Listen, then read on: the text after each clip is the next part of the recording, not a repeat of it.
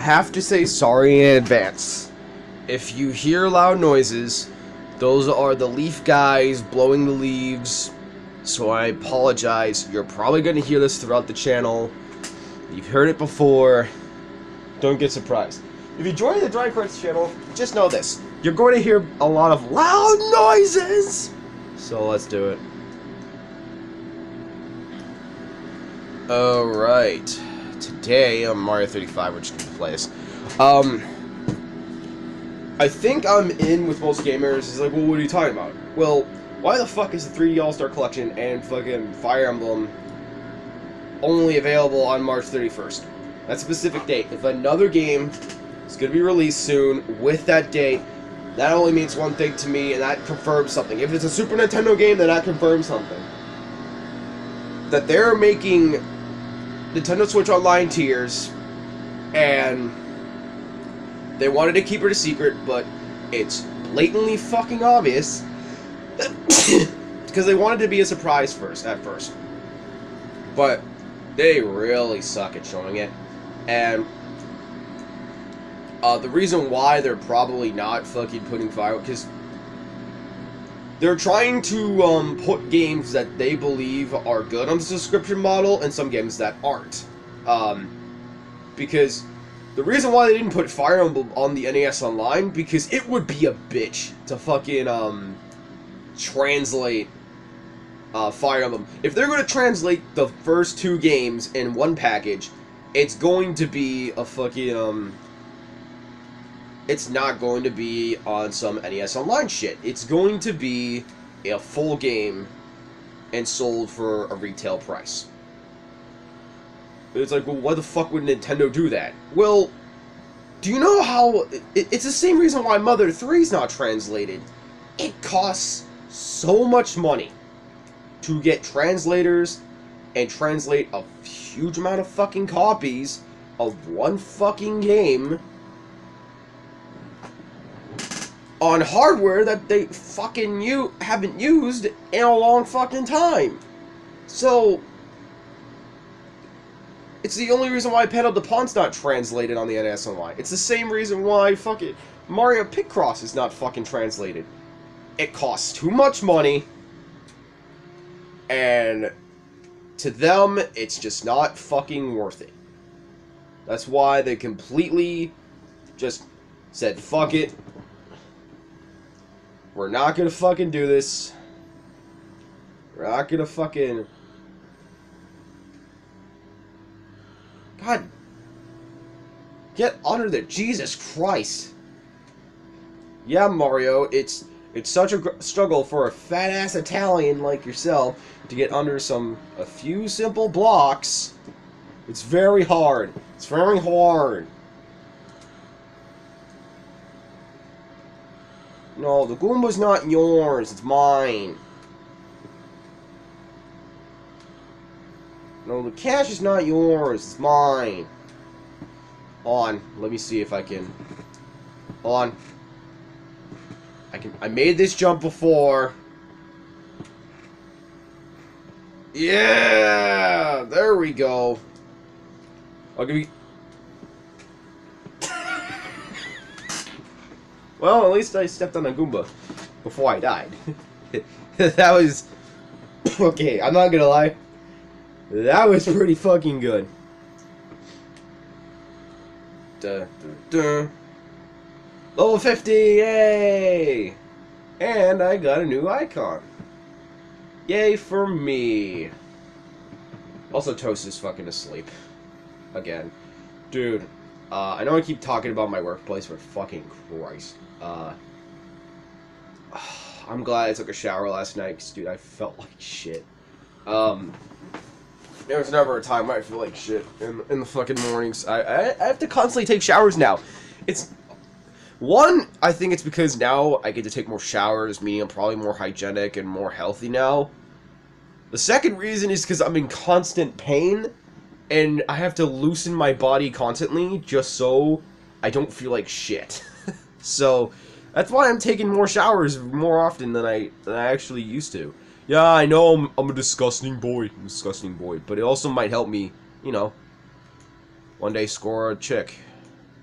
if I'm lucky. Probably not. I'll probably never score a check. I'm a fucking nerd. I'm probably never gonna... You know what? Some YouTubers are just lucky. I'm not. I'm not a lucky person. Dude, the time that girls tried to like me was at my worst. And that was when I had depression. And I don't know who I was. I don't know what I was gonna do with my life. At that point, I was just gonna accept death. I swear, girls found trying to like me at the worst fucking times in my life possible. It's not your fault. It's not your fault. I'm not saying it's their fault. It's just, I wish I was in a shitty fucking position, dude. Okay, let me put the scenario. You're told at 10 years old that your mother has a type of cancer, okay? And when you're told this, you just had to move from your neighborhood. You had to say goodbye to all your fucking friends. And then you're told your mother has this sort of cancer. And now, fast forward, your loved ones, you know, your siblings, your blood, they try to kill themselves because of this news. And so now picture yourself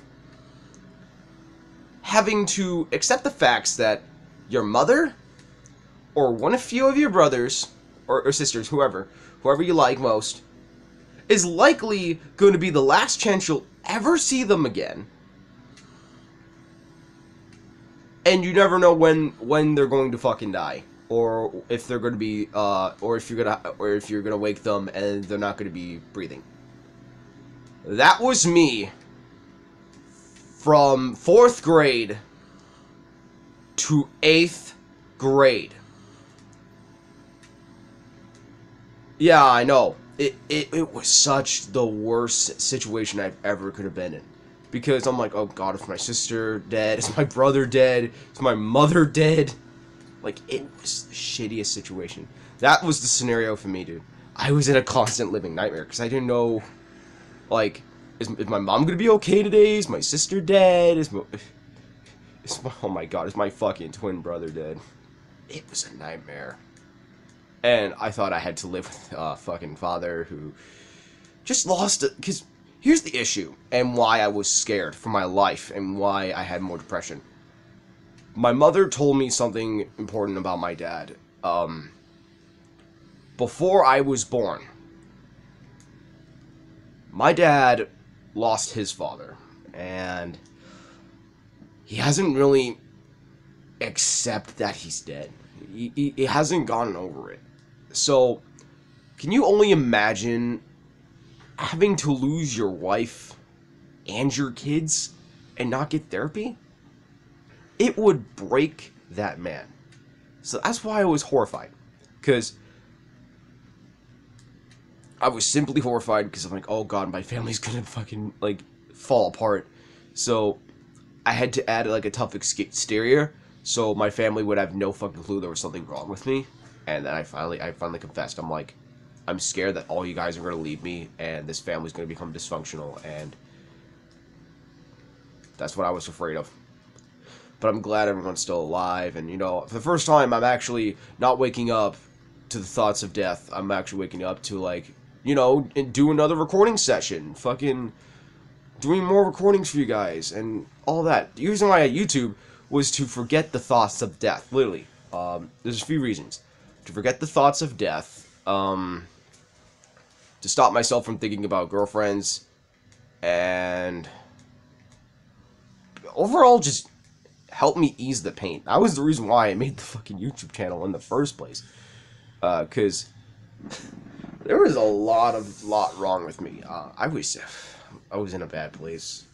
I know I keep repeating it, but you guys are gonna understand where I fucking came from. It was a living nightmare. And I know I'm sure you guys experienced the same thing too. Trust me.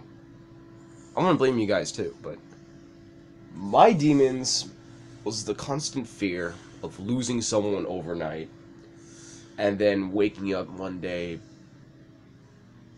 shaking them up, waking up to them being dead. It was my worst fear in my life. Yeah, bed death. My aunt happened to have bed death, and look what happened to her family. They're just completely fucked. So fucked. And that's what I had a feeling with what would happen to my family if my mother wasn't still alive. Oh my god, we would just be fucked. But, sorry if I keep talking about depression and all that. This is exactly what I'm saying. This channel is not for fucking 13-year-olds. I talk about depression. I talk about fucking girls. I talk about, inappropriate shit. I talk about alcohol. I talk about, weed. This is not a fucking kid channel for kids. I keep saying that. So, wait until you're 14. I'll accept you if you're, like, 13, 14 years old. Not 12, not 11, not 10. Because to protect you, I know you have, I get it. You guys have crappy videos, which is full of baby sharks and whatever else. But just bear with it until, and then you get to see amazing content like fucking gaming and wherever else. Hopefully. So just hang in there, kids. Don't worry, you'll get to see my channel. By then, hopefully some of the kids, I work with, they'll probably see this and they'll go, holy shit. He was holding that when he was our age? What the fuck? I mean, yeah. Yeah, the constant fear of death loomed over me. And the Grim Reaper was literally holding my shoulder for 4 straight years. It was not fun. I was a literal freaking shell of myself. And I'm surprised nobody fucking noticed a thing. Because, again, when I was little, I never expressed myself. I never facial expressed myself, so I could just look fine. But on the inside, I was a mess. And then I finally told people, and I'm like, oh, like, we had no fucking clue that something was up. They just thought I was a dick overall. They had no clue. They just thought I was a straight up dick. And most people, my class was like, dude, like, went to my brother, you know, Toast, he's like, dude, your brother's a dick. And he's like, well, no, he's hurting inside. They're like, what are you talking about? I'm like, no, dude, you don't understand. He's hurting. And I hope, though, if I ever meet those guys again, hopefully they got their lives together. I'm still going through the hard times and wherever else, but it's not as bad as fucking few years ago. I'm in a better place now, but episodes happen here and there. But alright, I'm gonna stop talking about depression and put on a lighter note. Today I'm only going to do single videos because I woke up really late, so I'm going to try to do a video of the Let's Plays I'm doing every day. Don't worry, tomorrow you'll get more. You will get more videos, just not today. I woke up really stupidly late. That's my fault. Okay, see you guys in the next video.